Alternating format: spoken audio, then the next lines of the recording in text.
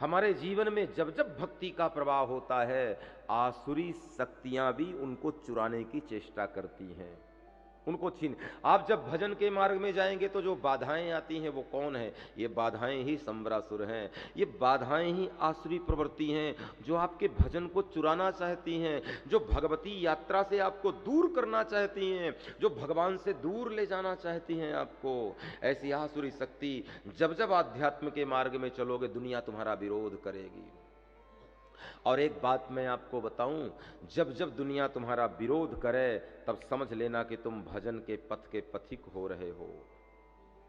और ध्यान रखना, दुनिया विरोध करते करते जब तुम्हारे घर के लोग विरोध करने लगे, तुम्हारी भक्ति में जब परिवार के लोग विरोध करने लगे, तब समझना है अब चित्रकूट दूर नहीं है, अब मेरी यात्रा पूरी होने वाली है।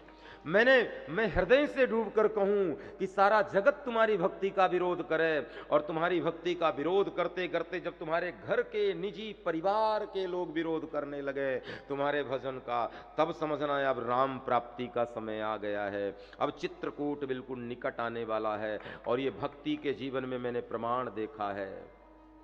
मीरा ने कृष्ण को पाया तो मीरा के लिए राणा खड़ा हो गया, घर से विरोध शुरू हुआ।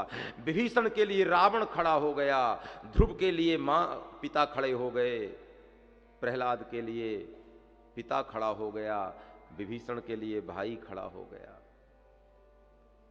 भरत जी जा रहे थे राम मिलने के लिए, वहां भी तो स्थिति थी ना, लक्ष्मण जी ने कहा आने दो भरत को, वो राज मद में डूब करके आ रहा है, वो मुझसे हमसे युद्ध करना चाहता है, आज भरत को युद्ध में मार दूंगा।